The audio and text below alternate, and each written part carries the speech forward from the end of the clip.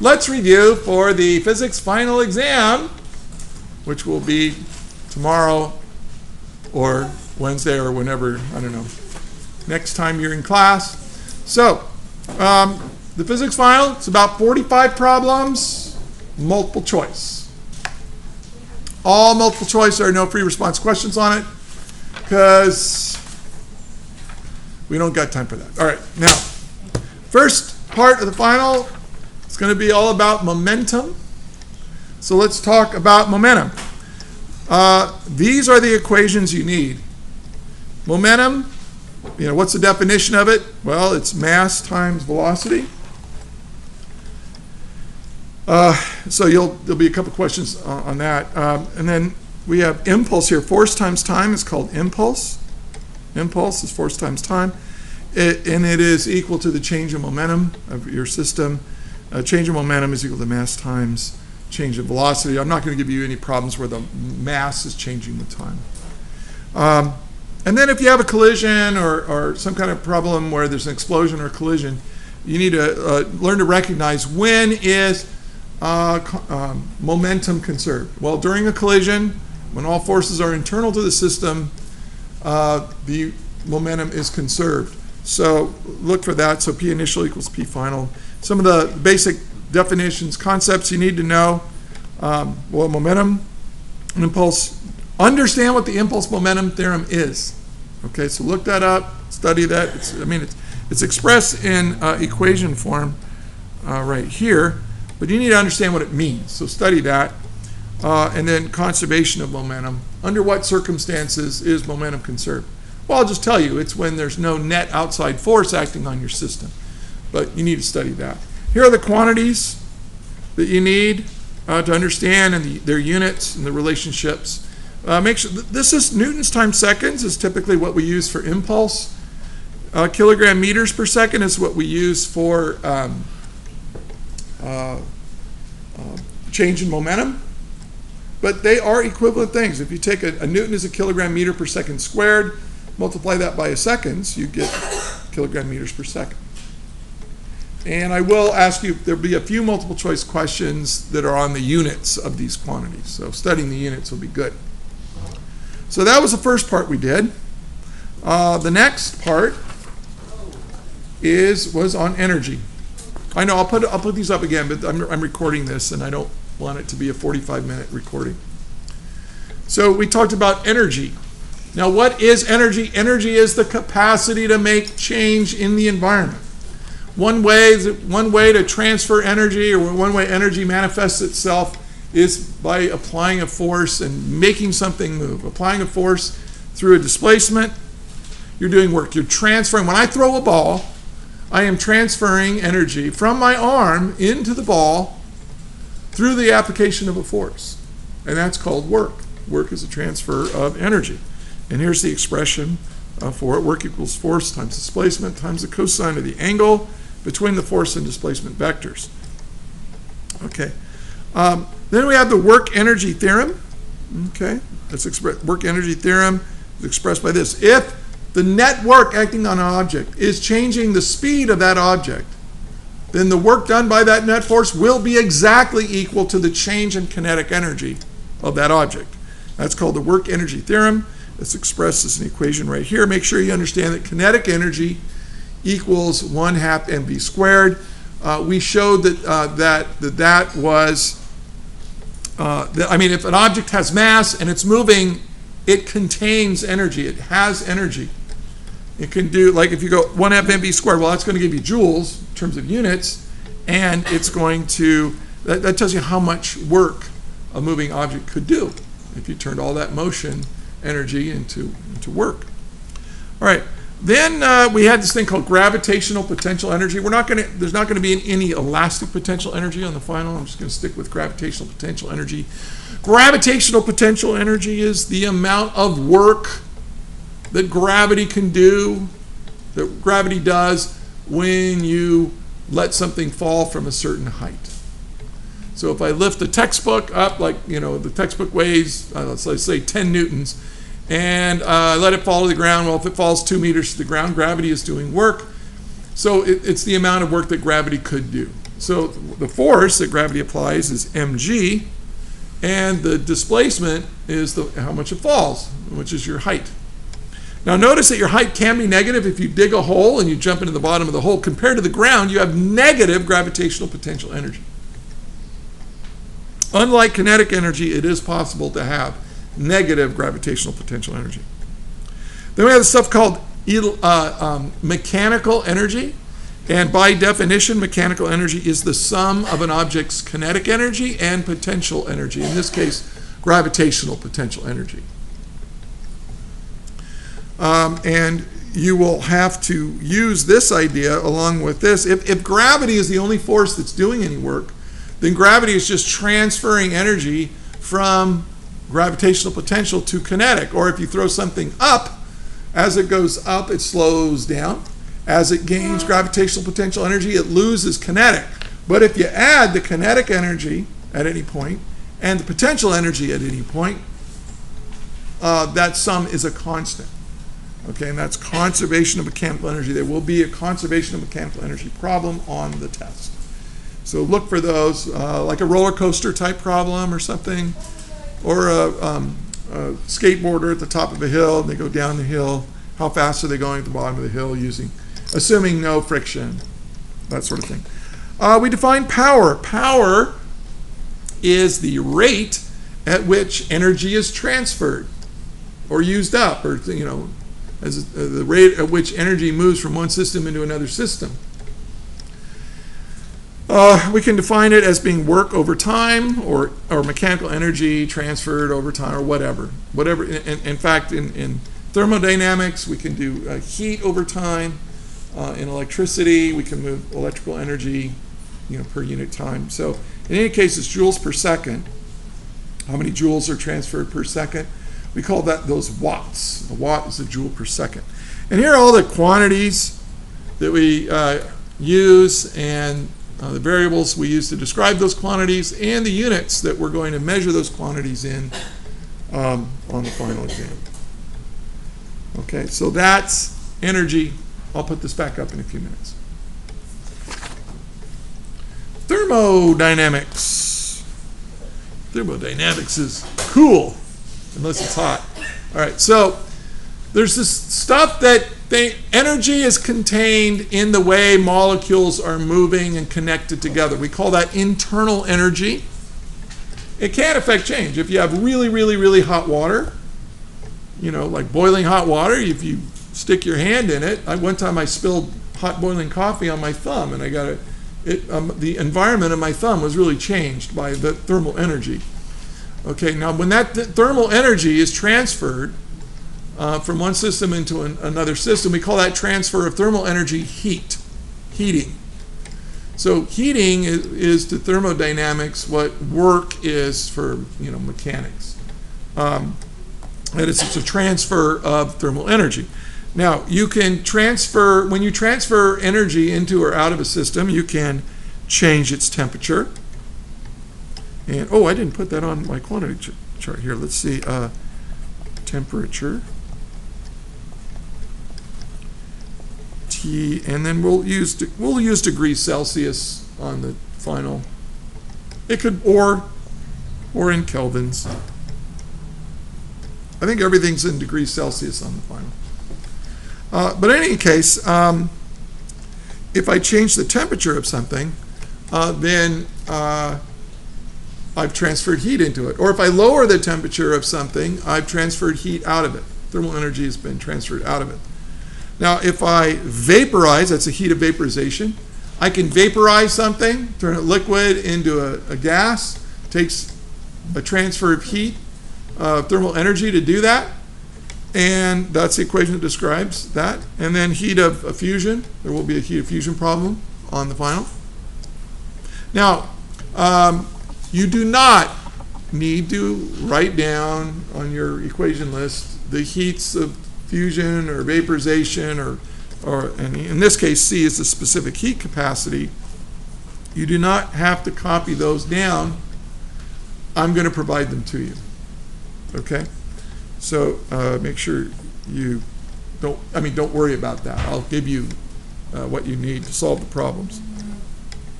So now these, I didn't write these down as quantities. Well, I should. Oh no, I did. They're up here. Okay, specific heat capacity, heat of vaporization, heat of fusion, and so on. Then we have right here the first law of thermodynamics expressed in terms of a heat engine. The second law of thermodynamics says this: heat always flows from high to low temperature. Okay, always. If you got something hot, you got something cool, you put them near each other, heat is going to flow from the high to the low temperature. It can flow as radiation, like from the surface of the sun. What I think it's like 6,000 or 7,000 kelvins or something like that. I can't remember, but it's really hot, and the Earth is relatively cool, and so heat transfers through radiation. But heat can also transfer by conduction as physical contact within a solid. Thermal energy just spreads through the motion of the molecules and atoms of the solid. Convection is when you have a fluid, like a liquid or gas, where there's buoyancy. Something heats up, it gets less dense. The buoyancy force, it makes it rise. And cool stuff falls, and the heat gets transferred, circulated around. But however it happens, heat will always flow from a high temperature to a low temperature. Now we have these things called heat engines, which are very clever little mechanisms that allow us to extract a little portion of that heat and turn it into mechanical work, like internal combustion in a car and so on. Choo-choo train, steam engines, and that sort of thing. Now, the second law, the fact that heat always flows from, let's go over the first law. First law of thermodynamics says this. When you have a heat engine like this, energy is conserved. That's the first law. Energy is conserved. That is, the amount of heat that flows out of the high temperature source has to be equal to the heat that flows into your low temperature reservoir, plus how much energy got turned into work. This plus this has to equal this. The heat that flows into your heat engine has to be exactly equal to the energy that flows out of your heat engine. So conservation of energy. And the fact that it always flows in this direction, that's the second law. And it's related to entropy. Things left to their own devices will always try to maximize entropy, maximize the odds. Things want to go from a high ordered state to a low ordered state. From high organization to low organization, I guess one way to put it. And so on. So these are the quantities you need and the units. So that's thermodynamics. And there'll be, about 6, 7, 8 problems on this stuff. And when I say problems, a lot of them are questions, like, what units does specific heat capacity have? Well, if you studied, you'd know. All right, so that sort of thing. All right. After thermodynamics, we studied some electricity. Of all this electricity stuff we studied, here's what I want you to know for the final. I want you to know Coulomb's law. Coulomb's law is expressed by this equation right here. Okay, and it's very similar to the law of gravity, but it's huge. Little tiny bit of charge separation gives you huge forces. Here's the electric constant. Here it's the force between two charges is equal to their charges divided by the distance between them squared times k. And these have to be point charges to do this. So I'll give you a couple of point charges. You'll have to do. Oh, one thing to remember. If I give you a microcoulomb, what does that equal to? Times 10 to the negative 6 coulombs. Some of you forgot that on the unit exam, so make sure you understand it. That's there. Okay. Electric field is defined to be the electric force divided by the charge.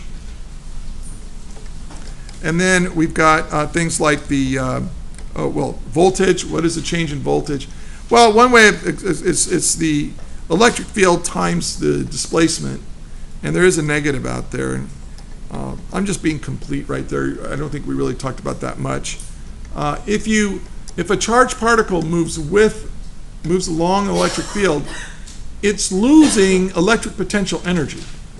Just like if I drop something in a gravity field, it loses gravitational potential energy and gains kinetic energy. If I drop a charged particle in an electric field, it will lose electric potential energy and gain kinetic energy. But if we make that energy per unit charge, we say that that's a change in voltage. And here's the electric field times the displacement through that field, and it'll be negative. And then a change in potential energy is just equal to the change in voltage times the charge that got moved in that field. Okay, so that's kind of Coulomb's law, electric fields. Hey, electric field lines, make sure you understand the rules for drawing electric field lines. It's proportional to the charge, starts at positive, ends at negative. They never cross. You want to kind of spread them out so that they represent the space around the charges. The direction of the field is the same as the direction of the force at that point in space that a test charge would feel due to the other charges that are in that space, in that region of space. Make sure you understand the concept of charge. Protons carry the positive charge. Electrons carry the negative charge. That's arbitrary. We just decided to show it that way. But if you have a positive times a negative, you get a negative answer with Coulomb's law, a negative R hat. Negative R hat means they attract. Opposite charges attract. Like charges repel. A negative times a negative is a positive. A positive times a positive is a positive. So if you get a positive answer up here, that means you've got a repulsive force. You get a negative, you have an attractive force. There will be some DC circuits on there, very simple DC circuits. Involves current, voltage, and resistance as described by Ohm's law, where we say V equals IR. So, and then power is equal to current times voltage. Now, if you substitute Ohm's law into this equation, you also get I squared R, or you can get V squared over R. You don't really need to know that, but it's true, and it might turn out to be handy. Here's what a resistor does. I mean, a resistor, we use R, is measured in ohms, and here's what an ohm is. If something has resistance, it's telling you, here's how much voltage you need to apply to get 1 amp of current to flow through something. So if I have a toaster oven, and I want, I need so much power or whatever, well, it's got a certain resistance, so you have to apply a certain amount of voltage to get an amp of current to flow through that device. All the electrical devices, that we use moves energy around through wires and so on, and we can use Ohm's law. If resistive elements are in series with each other, we add their resistances. Like that, just add them. If you have a 40 ohm and a 20 ohm, and they're in series, 40 plus 20 is 60 ohms. Just add them together. But if they're in parallel with each other, make sure you understand what parallel means. Parallel means they're going to have the same voltage drop. They're going to split up the current, but they have the same voltage drop. So you would use this equation for R sub P. That means parallel. So make sure you can deal with resistors that are in series and resistors that are in parallel. I don't have any complex circuits in this on the final where I put resistors in series and in parallel at the same time. I decided it was a little much for what we're trying to do on the final.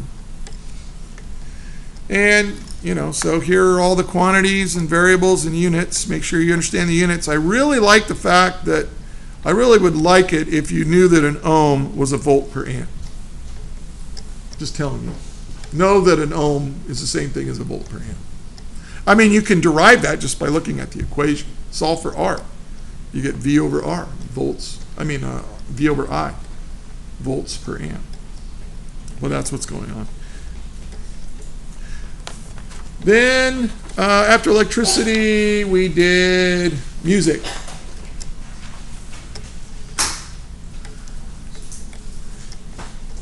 And so, well, music is based on sound. Sound is a wave. Here's the basic equation for the speed of waves. The speed of a wave is equal to the frequency of the wave times the wavelength. The period of the wave is how much time it takes for one wave to go by, is 1 over the frequency. So now make sure you understand what frequency is. It's how many waves are being made every second. Wavelength is how long each wave is. Okay. Now, n, this confuses people. N is just the counting numbers, 1 through infinity. But they're whole counting numbers, 1, 2, 3, 4, 5. Now, in closed pipes, we derive the fact that the shortest length of pipe that will resonate at a certain frequency of sound will be 1/4 the wavelength of that sound. Now, if I take this equation here and substitute for wavelength equals velocity over frequency, well, then I have velocity over frequency divided by 4.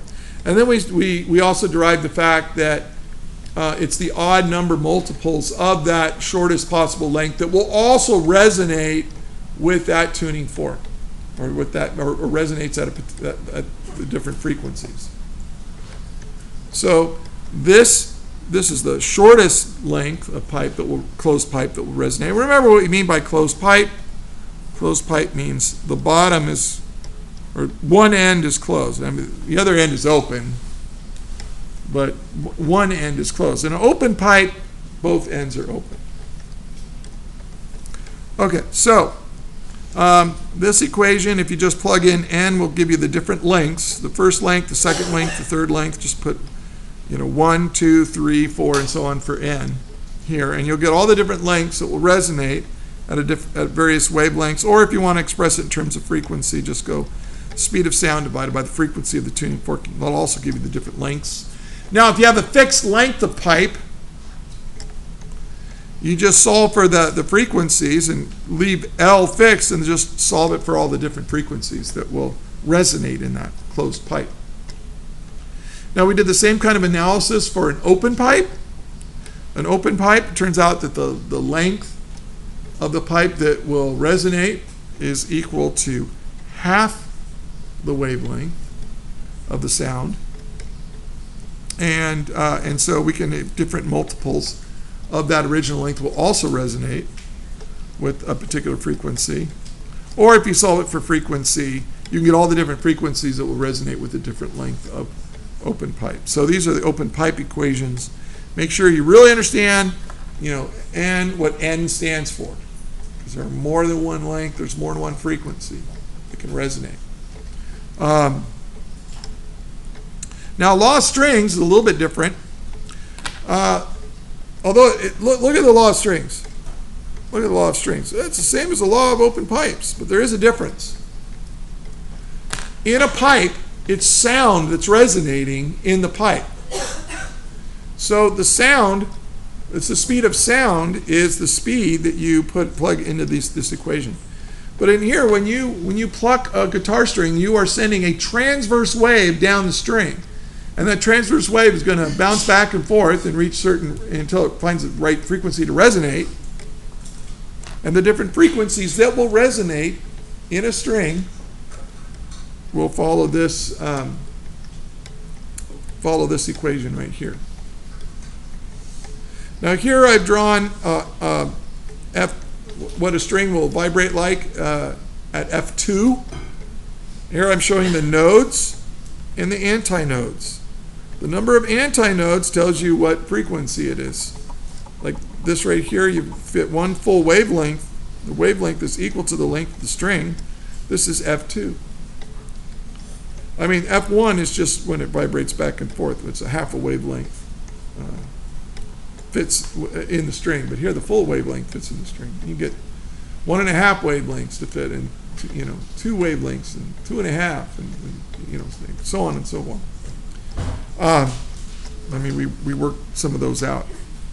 So, but right here, this is not the speed of sound. This is the speed of the transverse wave in the string. So by looking at these closed pipes, open pipes, and strings, most musical instruments are wind instruments or stringed instruments, and they obey these laws. Question? For the V is equal to F times wavelength, is that only the speed of sound, or if you use it in strings, would it be the speed? Right here? Yeah. This equation applies to all waves. Now, if you have a stringed instrument, what's actually physically vibrating is the string. So you would use the velocity of the transverse wave in the string for this. Now, the frequency that string vibrates, it's the same frequency that it's hitting against the sound. So that will be the same as the frequency of the sound you hear. But remember, the speed of sound will be different than the speed of the transverse wave in the string. So the wavelength of the sound is not directly related to the length of the string. Okay? So if you're using strings, this V right here is the speed of the transverse wave in the string. It is not the speed of sound. Now, if you solve for the frequency and then apply that frequency to the sound that the guitar is making, and you want to know, okay, what is the wavelength of the sound that it's making, then you would use the speed of sound right there. It's a little confusing. And here are the quantities: velocity, frequency, wavelength, period, counting numbers, and length. And this L is used both for the length of the string and the length of the pipe. And that'll be it. That is what will be on the final. So for all these things I just showed you, if you understand the concepts, I define if you understand the definitions and the concepts listed here, if you understand how to use these equations, and you understand how to use, the variables and the units and all that, you're going to be just fine. The final exam, the final is written so that most problems do not require a calculator. I try to choose numbers that were relatively easy. However, some of them you will need a calculator. So bring a calculator. You may bring one sheet of paper. You may use front and back for an equation list or whatever you want to put on it, right? You can take what I've just shown you in this video, and you can condense it. Okay? Make sense out of it and so on. Yes? Question? Yeah, I tell you, Unit 1, Unit 2, Unit 3. So if you organized your equation list by unit, it will be helpful to you. Okay. That is all. That is all.